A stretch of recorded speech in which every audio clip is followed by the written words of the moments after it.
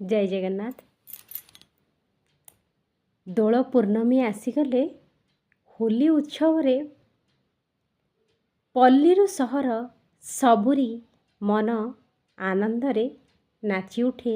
समस्ते सेई समय को आबाल वृद्ध वनिता अपेक्षा करी रही थांती दोल विमान रे दोल गोविंद को दर्शन टिके करिबा पाई। आउ प्रभु निजे विमान रे विजे करी घर घर बुलंती। एई फगु जो खेल हेउछि दोल गोविंद प्रभु ए केबेठारु होउछि तार विस्तृत आलोचना आसंतु जानिबा।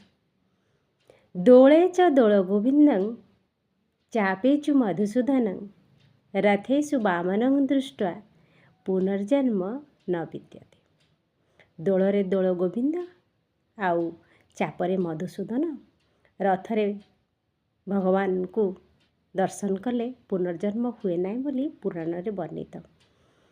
भगवान कर जो द्वादश यात्रा अछि सेही द्वादश यात्रा मध्यरु दोल यात्रा हेउछि अन्यतम, जाकु बसंत रास बोली कुहा जाए।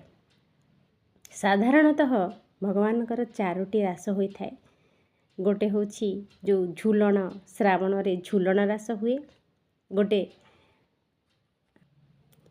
ग्रीष्म रे चंदन रास, कार्तिक रे शरत रास आउ बसंत रे बसंत रास। एई फगु खेल हेउछि राधा कृष्णंकर अमर प्रेम कहानीर निदर्शन। एठी कृष्ण जेतेबेले छोट थिले सिए गोपपुर रे लौड़ी खेलुथिले। सेई लौड़ी खेल एबे साधारणतः दोल पूर्णमी रे गोपाल मानंकर से मुख्य थाए। से माने नूतन वस्त्र परिधान करी से गोपाल ओगाळ करंती, सेमानकर नूतन थाए।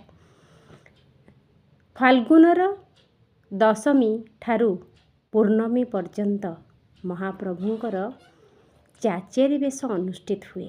एथिरे दोल गोविंद लक्ष्मी सरस्वती भ्रमण करती। आउ से समय तांकु फगु लगा होई थाए।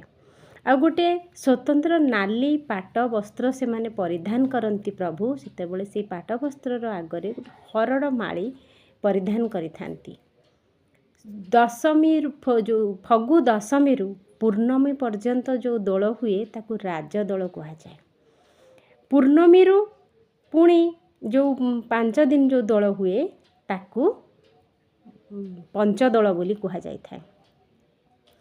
राधा कृष्ण को आवेदन करिछंती जे एई फाल्गुन मासरे तांकर तपस्या पूर्ण हेथिला। आउ से जो केली गोपरे तांकर होउथुला ताहार निर्दर्शन एई फगुणर फगु। से प्रभुंक पाखरे एतिकी निवेदन करिछंती जे जुगे जुगे ए जिनस को समस्ते मने रखिबे। रंग बेरंगर अभिर रे समस्ते माखी हेबे। आउ दोल विमान रे सेबेठारु प्रभु विजे करुछंती। आउ समस्ते तांकर राधा कृष्णंकर जुगल मूर्ति को दर्शन करी भक्त माने दिव्य आनंद अनुभव करती।